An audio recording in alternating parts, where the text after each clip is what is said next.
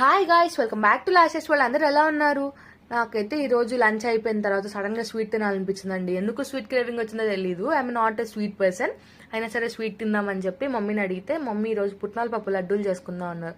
పుట్నాల పప్పుతో చట్నీ చేసుకుంటారు, ఎవరైనా లడ్డూలు చేసుకుంటారా మమ్మీ అంటే, సరే దా వీడియో తీసుకో, మీ వ్యూస్ కూడా చూపించు, చాలా మందికి తెలియదు కదా అన్నారు.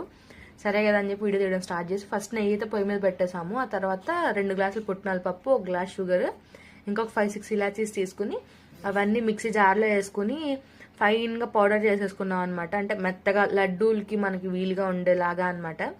ఇవి సేమ్ నాకు సున్నుండలు ఉంటాయి కదా, మినప సున్నుండలు, అదే ప్రాసెస్ లాగా అనిపించింది. కానీ ఇక్కడ మేము షుగర్ వేసుకున్నాము బెల్లం బదులు.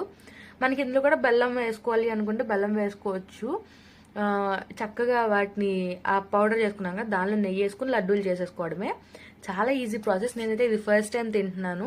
మీకు ఇంతకు ముందే తెలుసా ఇంకా ఇలాంటి రెసిపీస్ ఏమైనా అంటే